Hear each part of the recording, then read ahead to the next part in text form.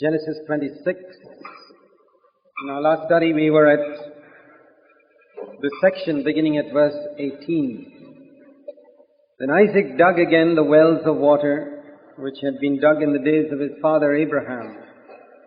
For the Philistines had stopped them up after the death of Abraham, and he gave them the same names which his father had given them.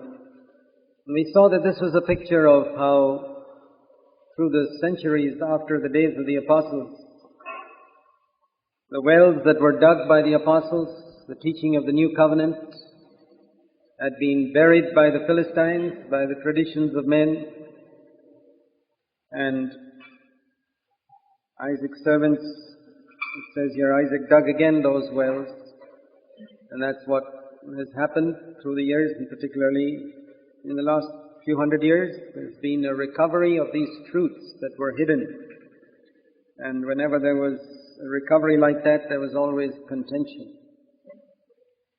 That's just the spiritual application of that, but the type of it.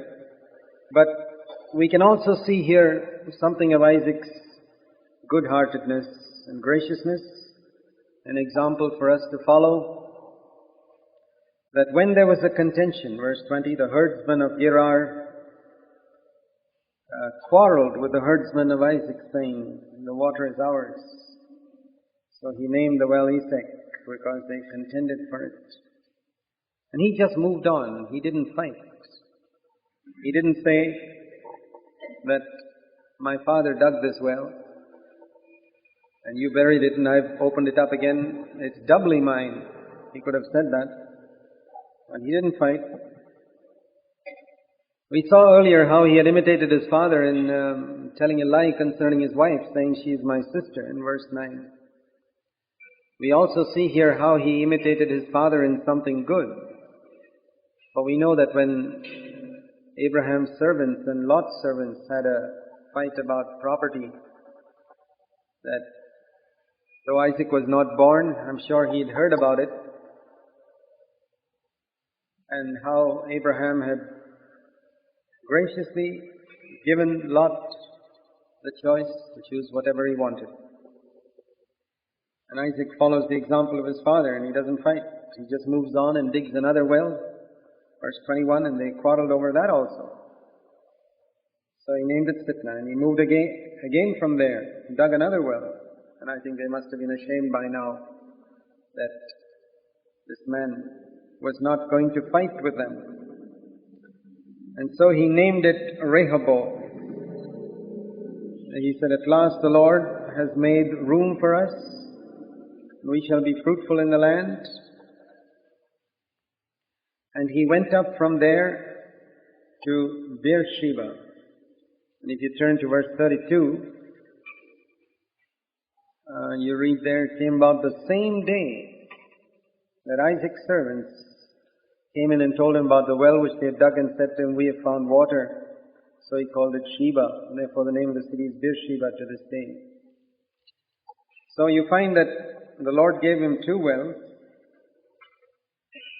and when there is a contention for something earthly, and we give up our rights, we're not going to starve, our flocks are not going to starve. God has always got not only one well, but two wells.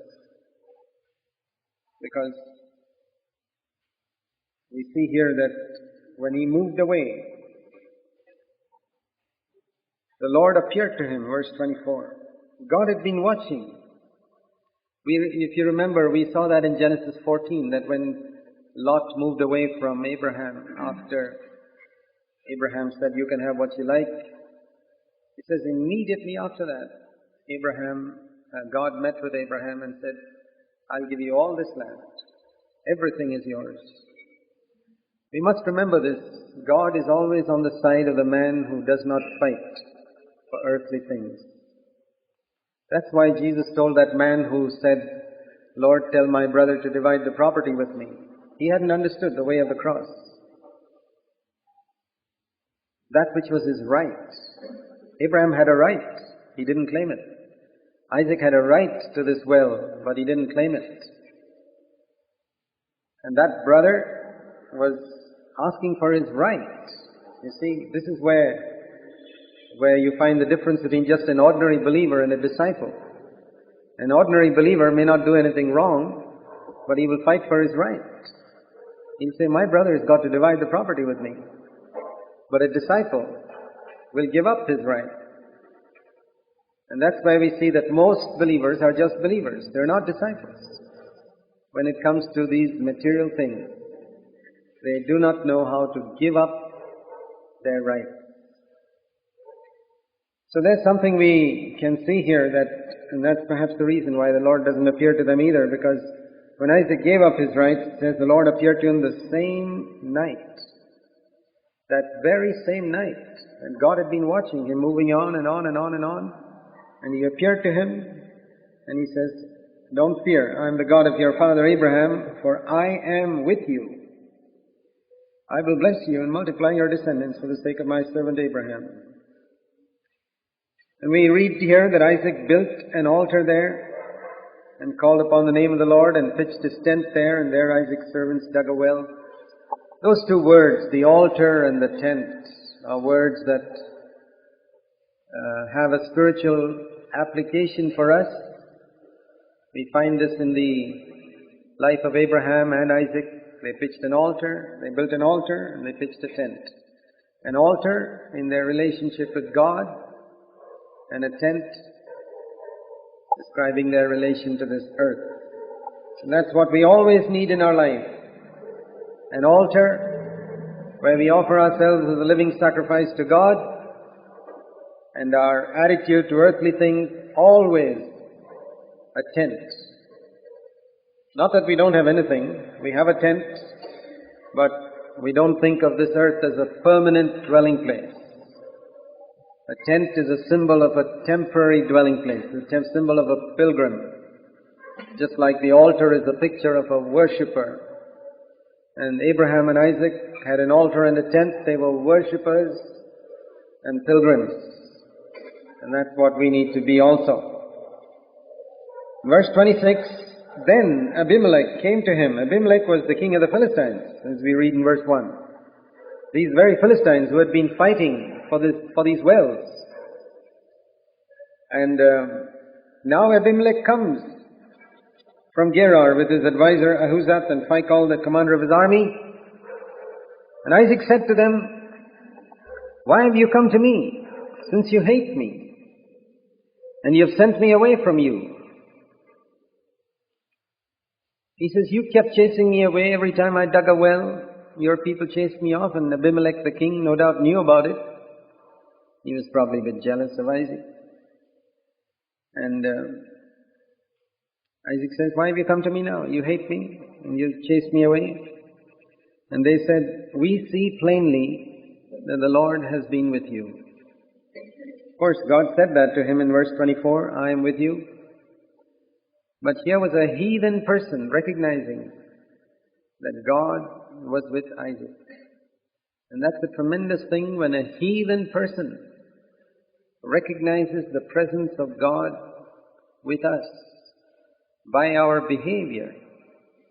You remember that heathen centurion who looked at Jesus being crucified and said, really, this was a righteous man, this is the Son of God. Because he had never seen in his whole life anyone being crucified who reacted like Jesus reacted to the crucifixion. There was no resistance, there was no fighting, cursing, swearing, nothing. And that's what this man Abimelech also saw in Isaac. I mean, he had no doubt had dealings with other people in the world where if there was some fight for property, they would fight tooth and nail for it. And particularly when a well was so desperately needed for the flock. But here he saw in Isaac a gracious attitude of giving up. Another well he gave up again and again. And that's the thing that made that man finally come and say, we saw that God was with you. And he had a fear of that. He felt that he was fighting with a man on whose side God was. And he was scared. He was scared that if he continued like that, he'd be fighting against God. And so he said, let's make an oath between you and us. Let's make a covenant with you that you will do us no harm. Now remember, Isaac has got no army. Abimelech, it says here in verse 26 about Phicol being the commander of his army. Imagine a man with a massive army coming to a man like Isaac, who's got no army, and saying, "Don't harm me." There was a recognition in some deep, mysterious way that this heathen man had, that God was with this man, and that all my army will be powerless against this man if God is with him. And that's something that should challenge us, brothers and sisters, that as we live in the world, that other people recognize that God is with us by our humility, by our lack of resistance, that we yield when they take advantage of us, that we don't fight.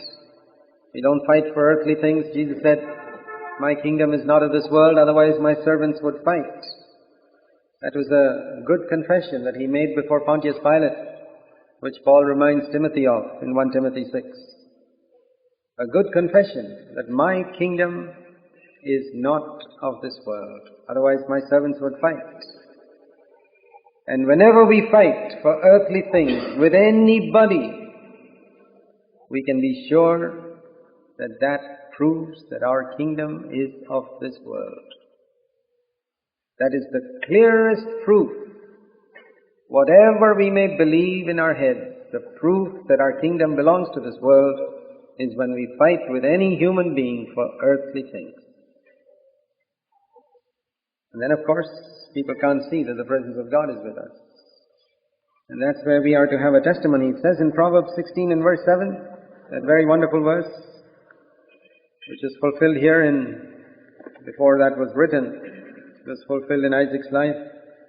Proverbs 16 verse 7 says, "When a man's ways are pleasing to the Lord, he makes even his enemies to be at peace with him." It's not easy for enemies to be at peace with us, but God can make even our enemies to be at peace with us if He sees that our ways are pleasing to the Lord. And Abimelech says, "Now let's make a covenant," Genesis 26:29, "that you'll do us no harm, just as we've not touched you and done to you nothing but good and sent you away in peace. You are now the blessed of the Lord." Then Isaac made them a feast. You see his large-heartedness to make a feast for a man who had just a few days ago chased him out and stolen his property. Those wells were his property. He doesn't even ask for it back. He's so large-hearted to forgive, makes a feast, and they ate and drank. And in the morning they arose early and exchanged oaths. Then Isaac sent them away, and they departed from him in peace. And the same day Isaac's servants came in and told him about the well which they had dug, and said, "We found water."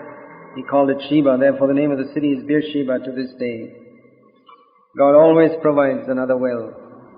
When we've lost something earthly because we did not want to fight, because we wanted to be a testimony for Christ, you can be sure that God is silently planning for us in love.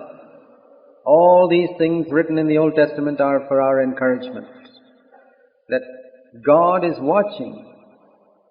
That's the thing we must remember. At that moment when you are fighting for some earthly thing, God is watching. At that moment when you give up your rights and do not fight, God is watching. And when He sees that you don't fight, He'll always provide another well